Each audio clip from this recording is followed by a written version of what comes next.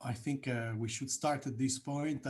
Welcome everybody to this new seminar in the CEPR Virtual I/O seminar series. We are really excited to have Reguant, who will be talking about her new work on the distributional impact of real-time pricing. Mike Watterson will discuss. You know the rules by now, I hope. So Mara will talk for about 45 minutes. She's going to stop basically every 10-15 minutes for questions. So type your questions in the chat, and then Mike is going to discuss for about 5 minutes, and then we are going to have a Q&A session at the end for about 10 minutes. I should mention that the seminar is recorded, and therefore, if you don't want to be recorded, please let us know so that in the Q&A session, we don't ask you to come live, and we may ask the question for you. So let me stop here, and I'm going to leave the floor to Mar, or maybe the screen. Perfect.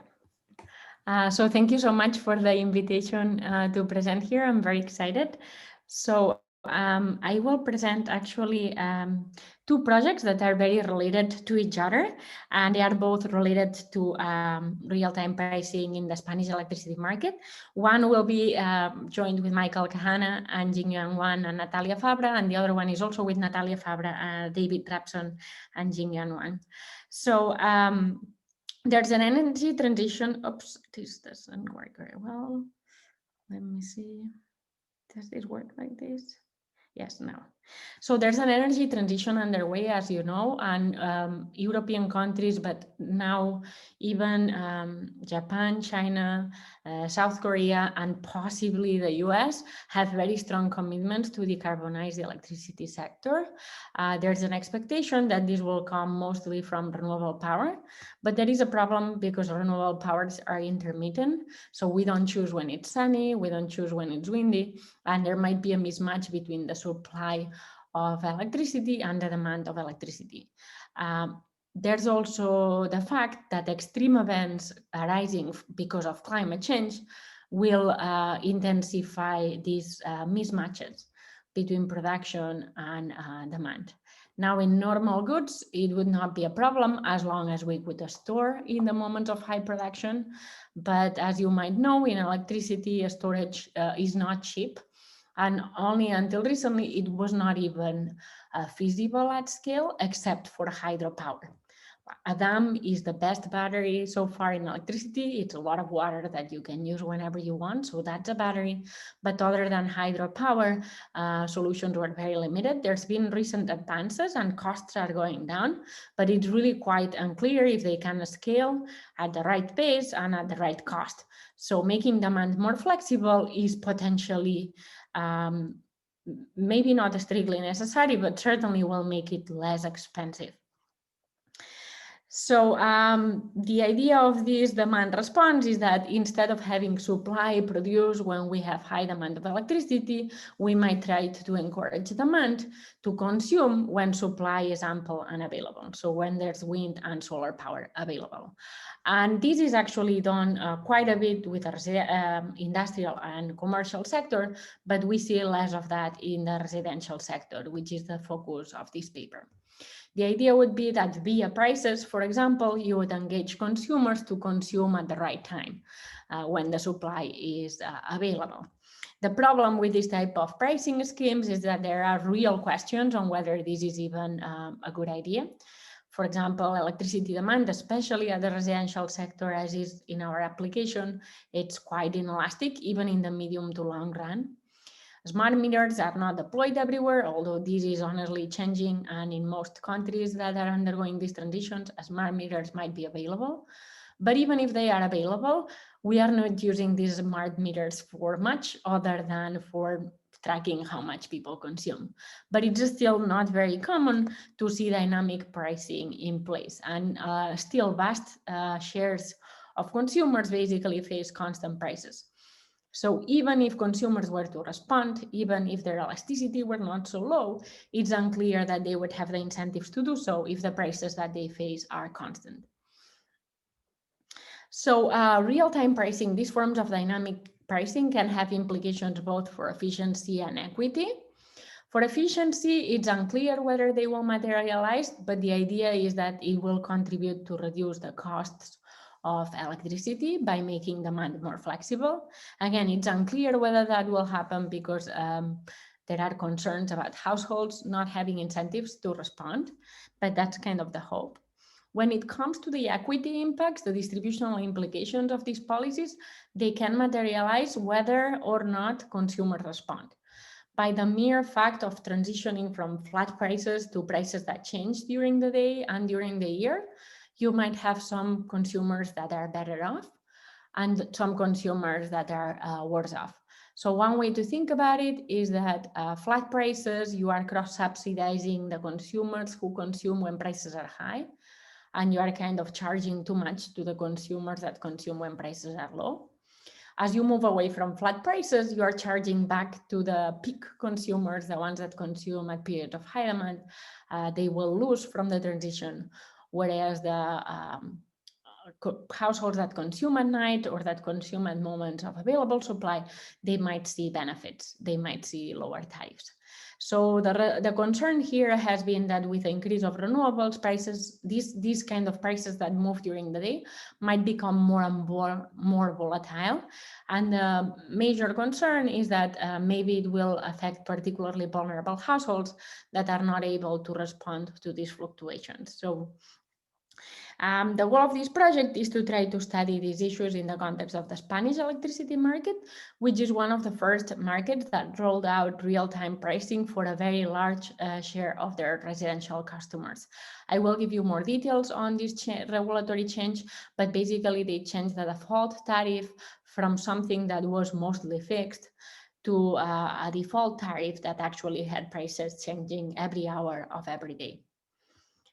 The transition happened in 2014, and I'll tell you more about it when I get to the data. So this is where these two projects kick in. The first I'll talk about is the one about efficiency. It's looking at whether consumers responded at all, and thus we might have seen some efficiency gains. And I will try to convince you that the evidence that we have is very limited. We just do not see any efficiency benefits from this shift to real-time prices, at least not short-run benefits. We are preparing this now because it got accepted at the ASA meetings as a PMP. So this is the short paper that I sent Mike that was most polished. The second paper, which is not even close to finished, it's about the distributional implications of real-time pricing. So understanding how the shift from flat to changing prices correlated with socioeconomics, and in particular, we'll put our emphasis on income. So were the high-income consumers benefiting from this change, or were the low-income consumers benefiting from this change? So on the first project, before getting there, let me just tell you first about the policy that will be common to the two projects. So as I mentioned, it was in 2014, and basically Spain defaulted all households who were on the default tariff. They defaulted them into dynamic pricing, into real-time pricing. So the price of every hour is different. So importantly, the default tariff applies to the cost of energy, the energy price, and this went from being flat to being time variant. I have to say, however, that the total marginal price of electricity is the energy price plus an access price, and that one was maintained flat throughout the year. Although for that price, you could also volunteer to go into time of use. So in some ways, there's two forms of differentiation in prices. You can opt in to block pricing, where the prices are low at night and high during the day, and that's very predictable. Or you can be in the default, where the price will fluctuate modestly, but every single hour of the day. And then you can also combine the two. So if we think about a taxonomy of what happens in these markets, we basically have the default, the default being that you are on real-time prices. So your prices move every day a little bit, but your access charge is flat. You can also combine this default, which moves every day, with a time of use. And the time of use is basically cheap at night and then expensive during the day. But if you have the real-time price on top, it might move a little bit here and it might move a little bit there. And then we have the consumers who are not on the default tariff. These would be non-real-time prices. These are commercial tariffs offered by competing retailers, and in general, to the at large, they are flat. So these are generally flat. Or at the very most, they feature some time of use. Additionally, commercial people on commercial tariffs, they can opt into this time of use. So the regulatory change affected these consumers. If you were on the default, whether you had time of use or not for the access charge, you basically were defaulted into a price that would change every day and every hour during the year. The data we have is basically smart meter data, where we observe the consumption of 4 million households for every hour of the day during a year and a half.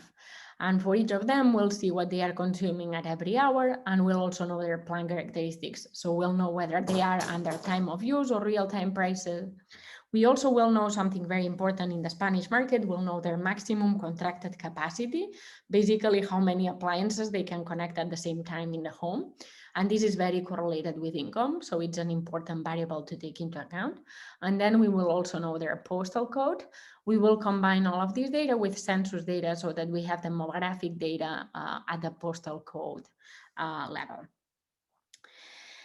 These are the areas that we have covered in the data. And as I mentioned, in total, there are 4 million households. We do some data cleaning of houses that don't seem to be inhabited regularly, given the consumption patterns.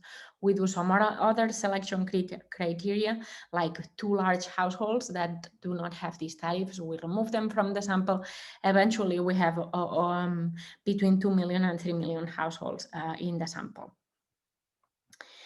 So if we look at the data, these are the average daily prices in the market. And as you can see, there are some peaks, especially in the winter, and particularly winter of 2017.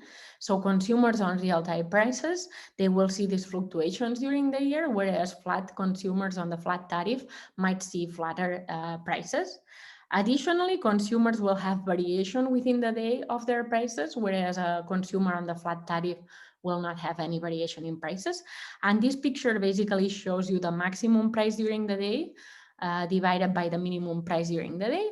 And you can see that in general, the maximum price during the day is 20 to 30% more expensive than the minimum price during the day. So there are fluctuations within the day, and there are also fluctuations across the months of the year and days of the year. So I think this is all I wanted to say about the introduction of the setting and this policy change in Spain. I don't know if you have any clarifying questions before I move into the first project, the one measuring the response of households as these prices are introduced. It looks like you've been extremely clear because there are no questions here on the chat. So I think you can go ahead. Thank you. Awesome. I like the interpretation. So the first project is more related to efficiency. Do you put these prices and you see things happening in the market? As I kind of anticipated, we really don't see much happening, but I'm going to tell you how we reached to that conclusion. So what we will do is measure the household's demand response to these real-time prices. And then we will also kind of make it a bit more possibly interesting by thinking about whether the response we see in real-time prices is different from that of time of use. I see a question, do daily fluctuations have a pattern that consumers can understand and predict? Yes, definitely. So prices tend to have 2 peaks, one in the morning when people wake up, and then one in the evening until prime time in TV. That would be 9 to 11 p.m. Starting probably around 7, 8, 9 p.m. That's when the prices get more expensive and consumers can predict that. Maybe not exactly, but they do have a sense. Yes, very good question.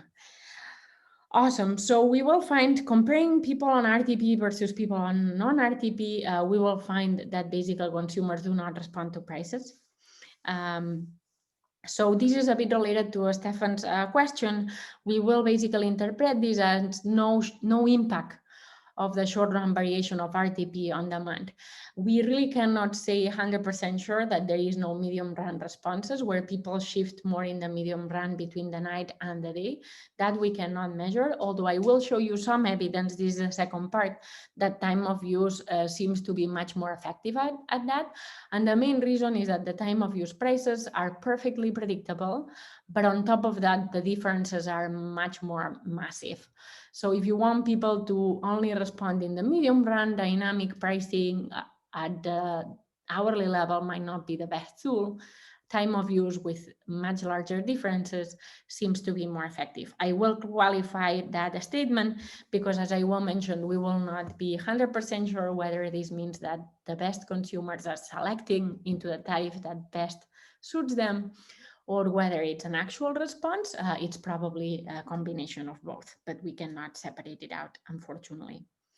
So the project, this first project is quite straightforward. We basically regress for every individual, their consumption and prices, and estimate an elasticity. Hold on a second, I lost my pen. So this beta will be the elasticity of each individual. And importantly, I should put the beta here. So we estimate it individual by individual, and then we compare the elasticities that we estimate of the different consumers. Importantly, we run this for all consumers, whether they actually see the RTP price or not. And basically, we think of the non-RTP consumers, those who do not see the price, as sort of a placebo. It would be weird if we estimated an elasticity on those consumers that we know should not respond to prices because they do not actually face them. Obviously, if we regress quantity on price in this type of markets where demand is very inelastic, we will tend to find a positive correlation. It's reverse causality. So we will instrument the price with wind power, which is very explanatory. So the first stage is very strong of prices. So on the first stage being strong, this is the first stage. And you can see that wind production, this is wind hat, it's not very explanatory, it's wind predicted wind production in the market is very good first stage of prices. This is the price that goes into the RTP, in the RTP tariff. So I say it's plausibly exogenous because most consumers do not care about wind production. However, one could be worried that wind production is correlated with weather patterns, and consumers do care about weather. So it's something that we will have to worry about. I see there's a follow-up question. How do consumers see these prices? That's a very good question. So sometimes if you have a utility, you might be able to see them on the app. Some of them will not see these prices at all, and we believe that's a large share of consumers. So for one of the two utilities, we have data available on whether they access the app, and we find it's a very small share of consumers that actually access the app. And even within those that access the app, we find that they do not access the app systematically. So there are plenty of reasons why we believe it makes a lot of sense that these consumers are not responding. The other thing that maybe I will not have time to emphasize here, but you will see it in the other project, the stakes are also pretty low. So even if you were very savvy about this, you might save at the very most, 15 to 20% on the prices that you're paying, but you would have to be extremely savvy about it. So the instrumental variable challenge that I was alluding to, wind seems very plausibly exogenous, and it's something that we would generally take as a good instrument, but I was saying wind patterns are intertwined with weather, and wind is quite systematic. So we tried to use wind in other areas of Spain, but it's all kind of interrelated. So this type of omitted variables bias, it's hard to sell or kind of convince you that it's not there. So basically what we ended up doing is making sure that we control for many confounding factors to avoid some spurious correlation between our instrument and the consumption of the households that could lead to these patterns. So we run these regressions, as I said, for a small sample of individuals. We don't run it with a 4 million households, only a subset. And that's what we find. These are the beta i's, the distribution of beta i's, the individual elasticities. So every dot is one household. And basically, I guess the bottom line from this is that this is a very kind of nice zero. I guess I botched a little bit the line, but let me try to do it again. It's kind of a very nice zero, so it's quite convincing that we do not see a response. Importantly, we see that both for non-RTP and RTP households. So this is not a spurious thing that we're capturing. It really seems to be zero for the non-RTP, which is what we would expect, but also for the consumers who are on dynamic prices. We have attempted in the project to correlate these kind of parts of the distribution, but it truly seems to be a noise. This is my phone, so hold on a second. Well, it will stop eventually, so sorry about that. We don't see any correlation of these betas on anything that we can observe. So we really believe it's mostly noise, or at least not something we can capture. So eventually the conclusion is that this is in regression form, by the way, but you can see basically the zeros here and the zeros here, no effect on the non-RTP, and no additional effect on the RTP consumers. It's basically no response. So this was a bit disappointing, but I guess if we put it in context, it's not at all surprising. But it's kind of a bit of a red flag on implementing these schemes just for the sake of it. Implementing these schemes for the sake of it without anything else might not work very well. So Alessandro, you have a question. You're asking, with less price transparency in the RTP scheme, is there less competitive pressure across suppliers and therefore higher consumer prices? The RTP scheme is the default tariff. It can only be offered by the incumbent consumer. It is cheapest by design, kind of, because it's kind of the default tariff and it's somewhat regulated. But we do find that people do not tend to opt in, people tend to opt out. So we speculate that maybe people think this RTP tariff is much more volatile than it actually is in practice. That's one possible situation. In terms of price transparency, I believe these RTP type tariffs can become really not very transparent, particularly because to check your bill, you have to check your hourly consumption and you have to check what they are charging you for every hour in that bill. So it becomes a bit tricky. I had a few experiences where I was on the RTP tariff and I would get huge bills that got estimated and then they would get reconciled later. But it really was, it gave me some pause on the price transparency, something that I had not anticipated. I haven't thought enough about what that would do to competition. But I believe in terms of competition, most consumers do not seem to move away from it, even though it's the cheapest, and yeah, might be due to price transparency. Yeah. So we also look at time of use consumers. These are selected consumers, so it's not exogenous. By the way, the previous comparison was not exogenous either. The people on RTP were the ones who never switched away from the default tariff, so they could be different. But we believe it's reassuring that on the non-RTP, we find zero elasticities. So here, what I will show you is the behavior by people on time of use versus non-time of use, but highlighting that this is not a causal interpretation of the role of this tariff. But it's just some suggestive evidence that at the very least, they are aware of the pricing. So this is an indicator variable of whether people are not on time of use or they are on time of use. And this is the share of consumption that falls off peak, and off peak you can think cheap, or peak and you can think expensive. So you can see that people on non-time of use have 53% of their consumption on the cheap times, and 47% on the expensive times. However, people on time of use, they have 58% of their consumption on the cheap valley prices and 42% on the peak prices. So this is very suggestive that time of use people are different. But again, we are not sure whether they are different and that's why they select the tariff, or whether they are different because they moved into the tariff and they started changing their behavior. Obviously, that would be the most indulgent interpretation when it comes to policy. I think there's a question from Peter. Demand response is most important in near shortage situations where the real-time price might be higher than normal by a factor of 100 or more.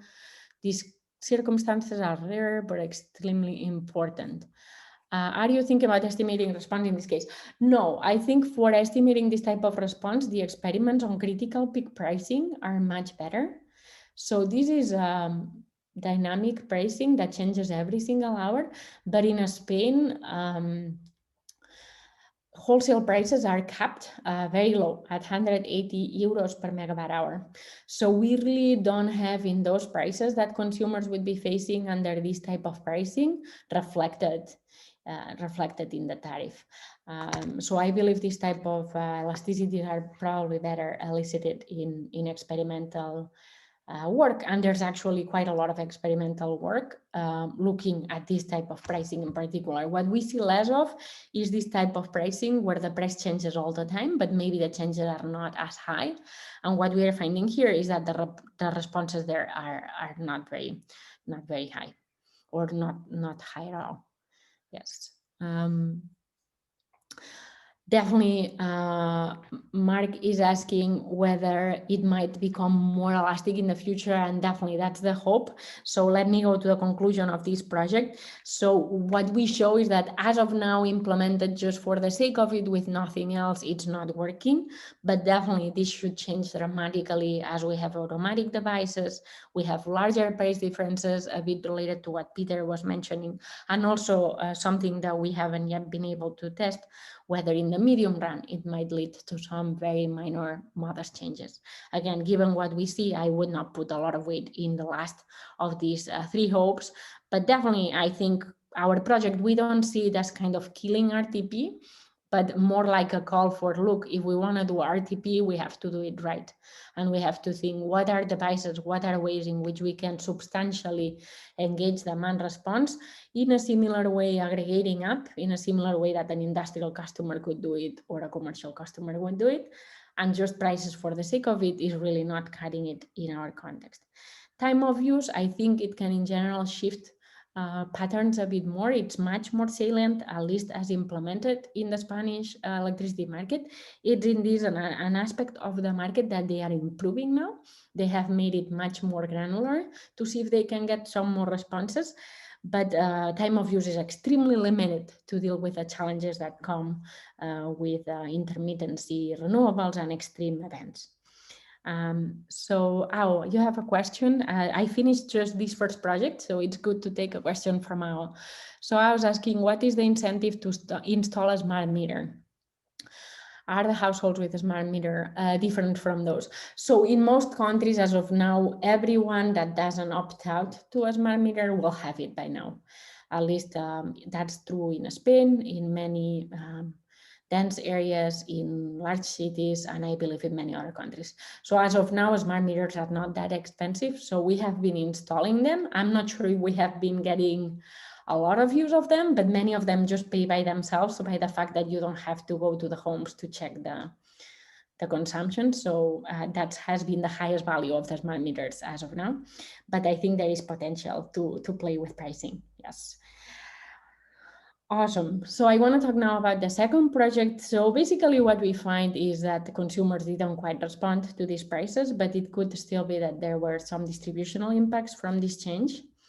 So we will describe the RTP impacts on consumers by assuming that they did not change their consumption. So it's a very simple calculation. We'll see what would be your bill if the prices were flat versus what would be your bill if the prices were moving up and down in the way that we saw it in the market during this time period.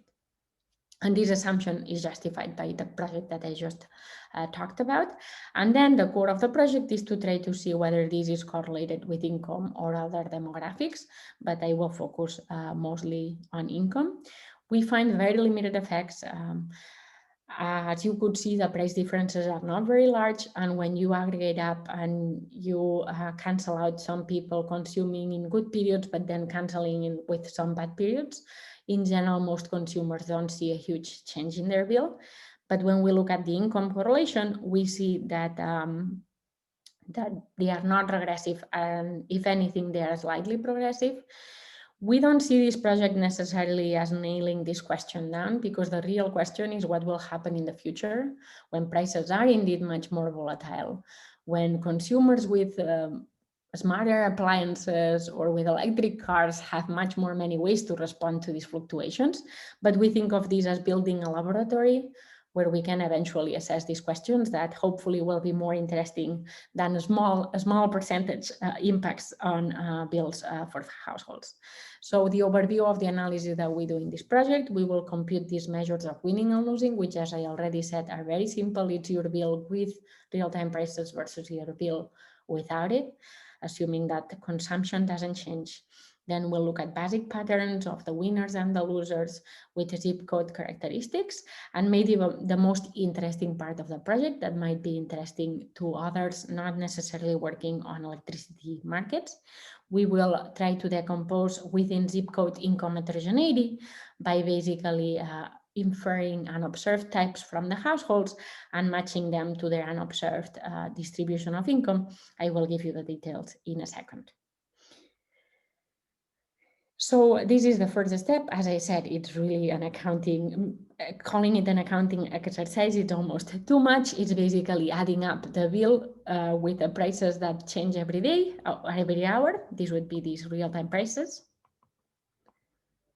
And here we compare a monthly bill where we only see an average price. We decided to go at the monthly level because we feel that's an element people worry quite a bit. When we think about energy poverty, we think about bill shocks that you cannot pay a bill. It's quite different in the winter. The bills are higher in Spain because of heating than in the summer. So we did monthly. It doesn't change much if we do yearly or we do seasonal. It really doesn't change a lot. So what we do then is compare the two. This is no RTP. This is RTP. So if this is smaller than 1, RTP is more expensive. And consumers are worse off with this policy change. So when this ratio is negative, we will think of consumers being worse off. So this is the distribution of the log of this ratio. And here, basically, we have the winners. Here, basically, we have the losers. And this is kind of the percentage, approximately the percentage impacts. And as you can see, they are really quite small. Most consumers, because they are not perfectly correlated with prices or completely negatively correlated with prices, they really only saw changes of bills that are between -2% to 2%. There were some outliers, but really we don't see consumers seeing a doubling of their bills or a halving of their bills. It's at the very most, this graph is a bit cut, but at the very most we see -10% changes in bills.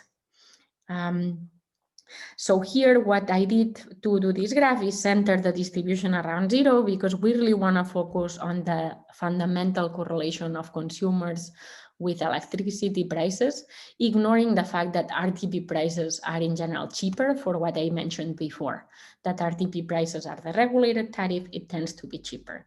So this is basically centering prices so that we get at the winners and the losers from going from flat to more fluctuating, ignoring the fact that in the commercial tariff scene, the flat tariffs that consumers can get access to are actually more expensive. So if we regress this winning or losing measure, this flat ratio measure, by the way, this is just checking that higher income consumers, they consume more, which makes sense. But what I wanted to focus on is on this part here. So we regress this measure of winning and losing on income, and we find that it's slightly negatively correlated with income. So this would mean it's slightly progressive, in the sense that the consumers who were on zip codes with higher income, they lost a bit more from the shift than the others. But as you can see, the effects are very, very small. So one limitation of our data is that we have zip code level income. So unfortunately, we cannot look at individual households and understand the impact of this type of policies. This is quite common in this type of data. And for example, there's a previous paper by Severin Borenstein that looks at the distributional impacts of nonlinear prices, the fact that electricity prices tend to increase with quantity. And what he does there is also take zip code level income distributions. I believe it's census data, maybe at the block level. And he proposes a bounding assumption using the distribution of income. In particular, if you think about nonlinear pricing, the only determinant of your bill or the distributional aspect of your bill is your total consumption, because that's what determines the nonlinear schedule. So what he does is makes bounding assumptions of the correlation of consumption with income. And he assumes, for example, that income is perfectly correlated with consumption, and that will be kind of an extreme version of the correlation of income and consumption that can bound the distributional implications of the policy. So the big difference in our setting is that RTP is really not easy to summarize because it depends on your whole vector of consumption. So it's kind of harder to make these bounding assumptions on what the correlation of income and RTP consumption might be. So we follow a bit of a different approach. By the way, one naive approach would be just assigning the income distribution at the zip code to each household in that zip code. And that would be kind of a very flat prior.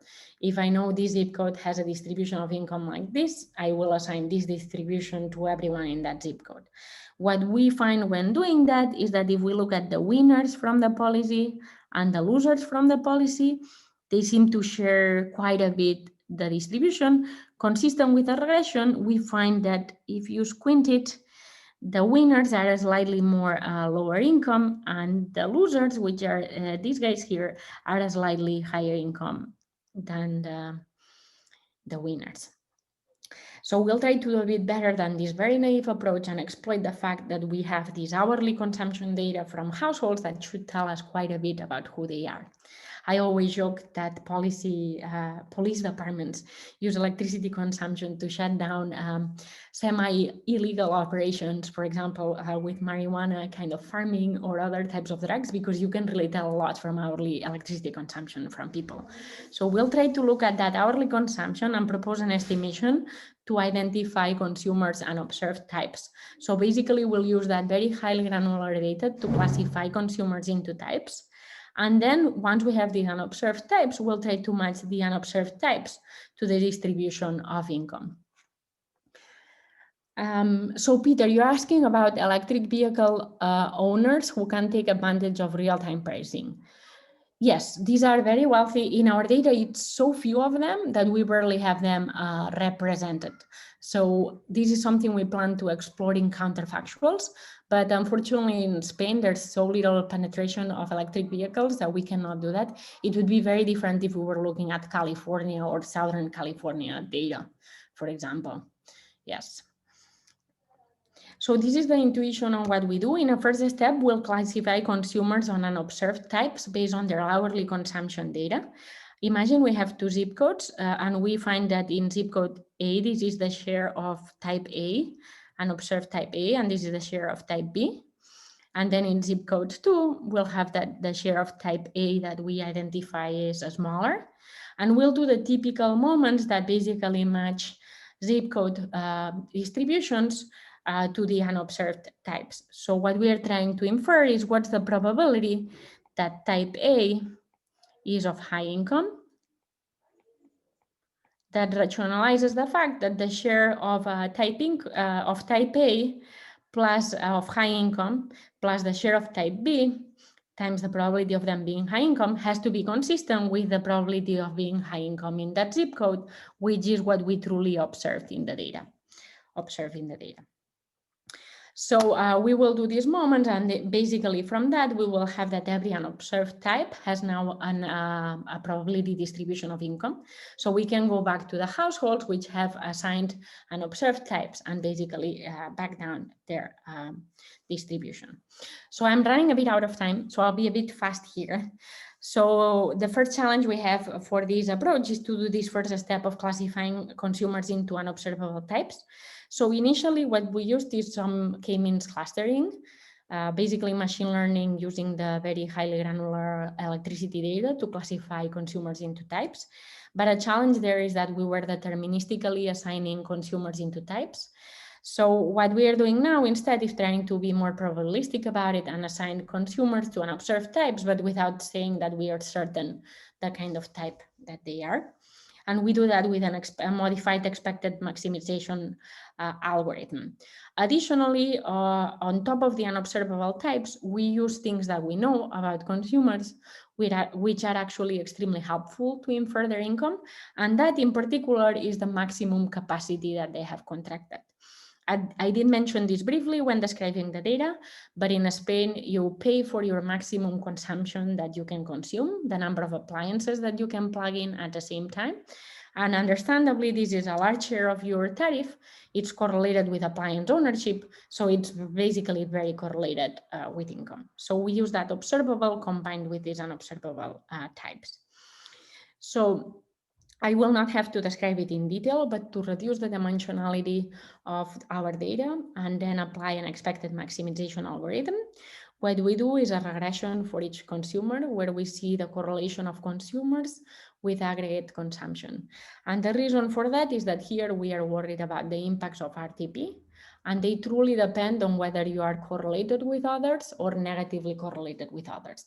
If you are negatively correlated with others, you are helping the system and RTP should help you.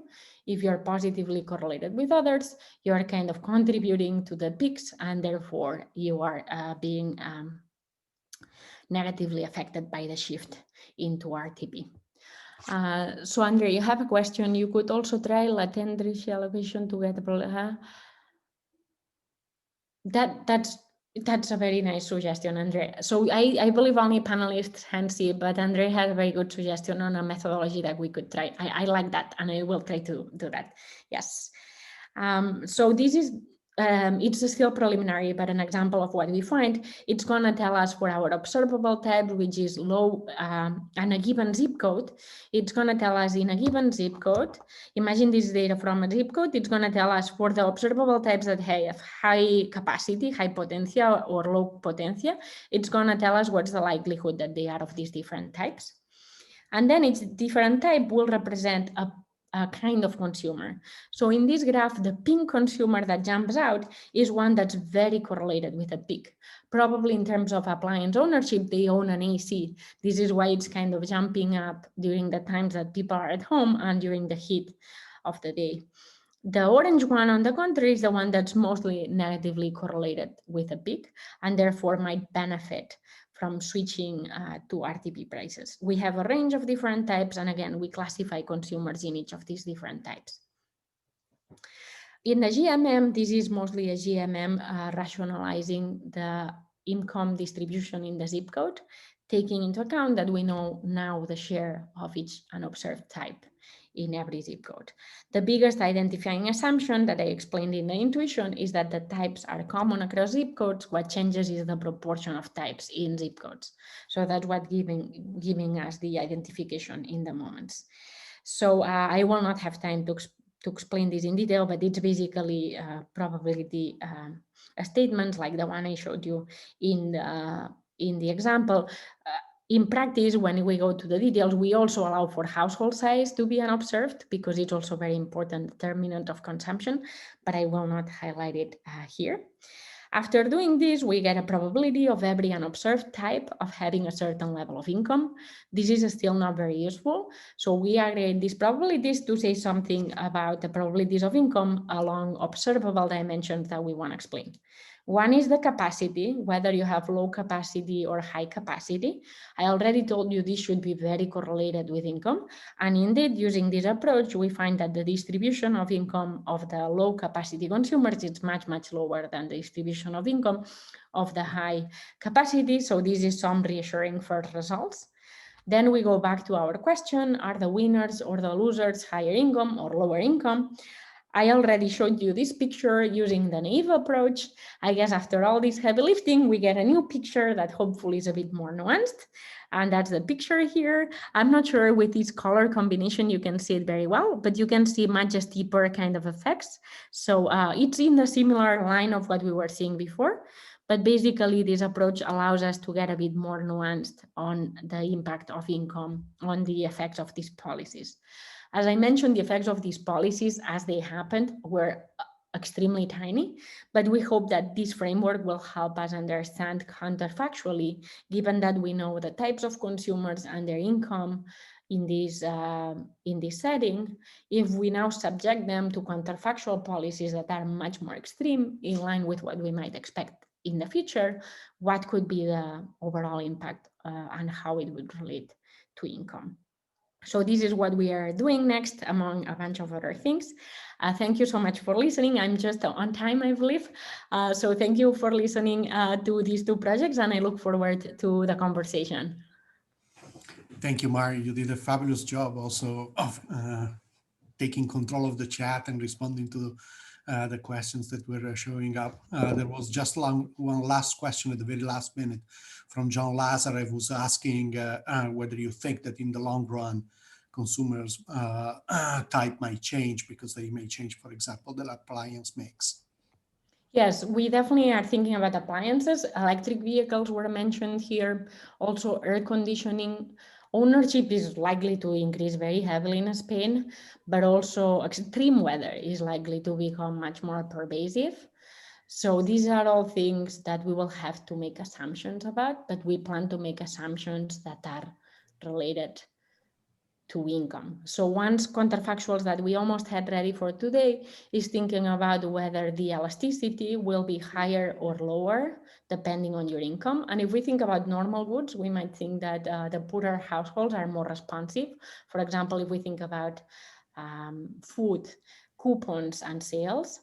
But in electricity, the low-income households are actually often the ones that are least able to respond, because their appliances might be older, they might not have the capacity to respond automatically, they might be more stuck.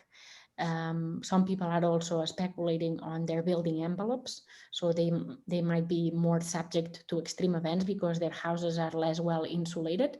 So the effects are not necessarily going in the direction that we would expect, and therefore it's not obvious whether as households become more elastic, whether it's the low income or the high income that will benefit the most. These are things we cannot measure in the data. The price changes were quite tiny, as I hope I convinced you. But we plan to make some assumptions about it to try to inform the future discussion of these impacts, because the last thing we want to say is that in the future, these things will not matter. In the future, these things could actually be quite important. And we want to use this framework to actually help inform these questions. Thank you so much. Now let's move to Mike Watterson, who might have a few comments in his discussion. Right, thanks very much. By the way, the dog next door started barking. So if that was confused, if you hear him again, and I can always put my headphones on, but I prefer not to. Okay, so I think, I mean, that was a very nice presentation, and you've sort of partly done my job for me by the way you presented and answered the questions. But I think to start with, I'd like to make some more general points. I mean, I think firstly, I think Mara and Natalia and their co-authors, I'm very pleased that they work on electricity. Unfortunately, it seems to me, in the way that when I've worked on electricity, that it's one of these things where actually these questions are terribly important, but journal editors don't seem to think so. So maybe you don't find that, but you know, they tend to say, well, this is great for a specialist journal, but anyway, but I mean, you've certainly picked on, you know, and you've been very successful in doing this, picked on some interesting questions, and it's interesting using the Spanish data. I mean, I think some of you managed to have chosen a country, which is also, of course, your own home country, but you managed to have chosen a country where things happen quite a lot, and so you're able to do work in a way that people, say, in the United States can't do it, or on the United States data can't do it. I think that this question of smart meters is another very important one.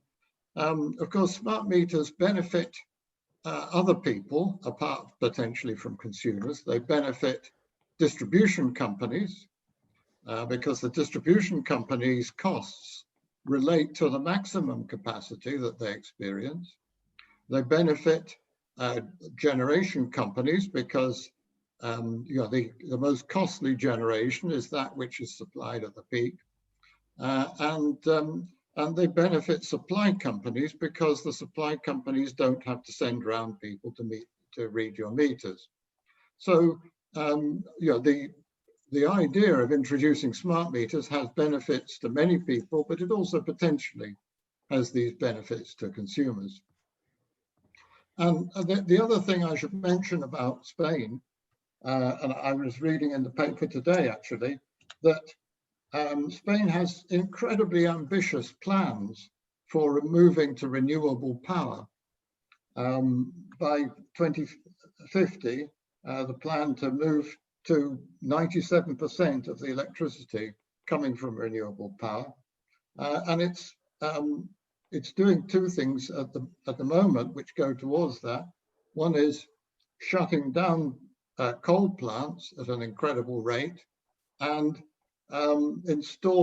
last year it installed more onshore wind than any other country in Europe. So Spain is making big moves, and these moves have consequences because, you know, if you think about a coal plant, most obviously, or a gas-fired plant, then the storage takes place at the input level. But with solar power and also wind, the storage has to take place afterwards, and that currently is very expensive and not particularly efficient. And so, you know, if consumers did change their pattern of behavior markedly to do with real-time pricing, then that would be very useful indeed. Now, I think it's always unfortunate when, for economists have a natural sort of predilection to see people moving behavior according to prices. And so it's a bit of a pity here in the sense that they don't. But I think there are three reasons for this that I see, at least in the data. One is, I mentioned this briefly, that those consumers who switch their supplier don't get included in this group of consumers. So some people who have been more active in the market are excluded. The second thing is that the price differences on wholesale prices in Spain actually at the moment aren't very large.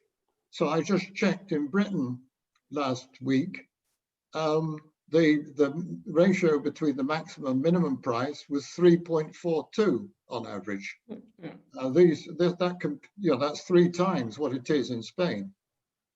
So you know, we might expect that in other countries the difference in the prices, if you were able to move to real-time pricing, would be much greater.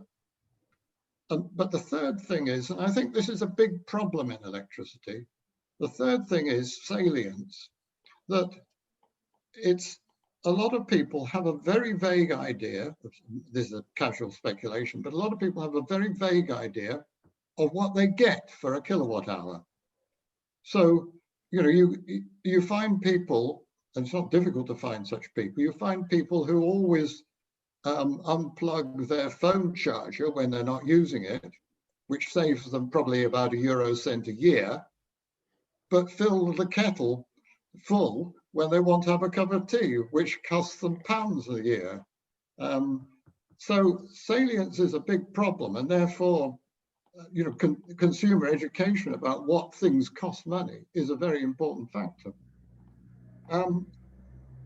However, although that's so, there is a negative result there, but that shouldn't be viewed by policymakers as the general result, because of these various factors that have tended to minimize it. So moving on to the other side, I think there is a much more positive result there, so far at least, which is that whereas many people might think that, well, RTP is going to be bad for, from the point of view of income distribution, actually it turns out to be, in this example at least, good. And I very much welcome the further work that you do on this. I think that will be important in ensuring that the result holds true, or checking that it holds true rather. But it is challenging because, as you say, the difficulty is in finding out quite who is where and who is likely to gain, who is likely to lose. But this is potentially very important because it removes one barrier that might be seen, which is just a barrier based on, well, ignorance really, not based on, and clearly there will be some consumers who are relatively poor who lose out. And I suppose those sorts of people will tend to be people who live relatively disorganized lives, who are not, looking at the electricity price is not their most exciting thing or most challenging thing they want to do in the day. I think that although the first result might be seen as negative, the second result is potentially quite a positive result, and it will be great to see how that work develops. So with that, I think I'll say thank you. Yeah, thank you so much, Mike. Thank you. Yes, and I very much agree. A big factor threatening the expansion of this type of programs is concerns about these distributional implications. So we really want to do much more to kind of reassure that. And the nice thing is that the framework about inferring households' income can be used in any other setting. So you could apply this in a market with more extreme prices or different climatic patterns and apply the same methodology and try to see what the impacts might be in other markets where the concerns might be more well justified. Yes, just to kind of an ex-ante analysis of what happens as you put the policy before you actually put it in place, so that at least you do some due diligence there. Yes, so it would be useful there to get some sort of feel for what factors are likely to influence things more generally, I think. Yeah. Excellent. Thank you so much, Mike, for the insightful discussion. We seem to be short on time, so perhaps I may, and I don't see any other new question in the chat. So perhaps we may want to stop the session now. Whoever wants to stay with Mar, hopefully she has a few more minutes in which we can ask. Oh, I see Larry White has a comment. I don't know if he has time to. Yes. Sorry, I missed you, Larry. Let me try to find you here in the list of attendees, and perhaps then I'm gonna mute you. Oh, I can allow to talk, I think. Okay, can you hear me? Okay, I'd like to come back to the RTP pricing, and you mentioned that consumers can find out about the details of what prices at what time of day by using an app. If you know who is using the app or can provide some estimate or maybe even zip code level, yes, there's a selection issue there, but if you just did the estimation for the people who use the app, you might, is there greater elasticity there? Yeah, we have done that. Yes, we do know the people who use the app. We don't know the exact hour, so we cannot see them playing around in the house with their appliances, which we could do if we know the exact time they connect. But we know which weeks they use it, and really, it's a fat, like not even a fat zero. It's a precise zero, like with the other customers. Okay. So and precise zeros even for those type of households. that may, picking up on what you said and what Mike said, could more information about what the prices are at various times, whether it's more data in your monthly bill, alerts, something that increases the information and salience of the varying prices. If you can infer something from the people who do seem to be aware, maybe that can tell you something about the value of more information. Yes, and I think we need that and bite. And bite is what experimental studies have, because by design, the experimental studies put bite. And here we just don't have the bite. So I think you need a combination of salience and bite to get at these responses. Again, in experimental studies by design, you do have that. But here it's just what it is, and yet they don't seem to respond much, unfortunately. Yes, but thank you, Larry, for the comment. Yes. Sure. Nice paper. Interesting. Very interesting stuff. Great. I hope I haven't missed other questions or comments in the chat. So perhaps we may declare it closed officially, and then whoever wants to stay a few more minutes, please stay around. Yeah, thank you everyone for attending. Yeah. Thank you, Mar. Thank you, Mike. Excellent. Yeah.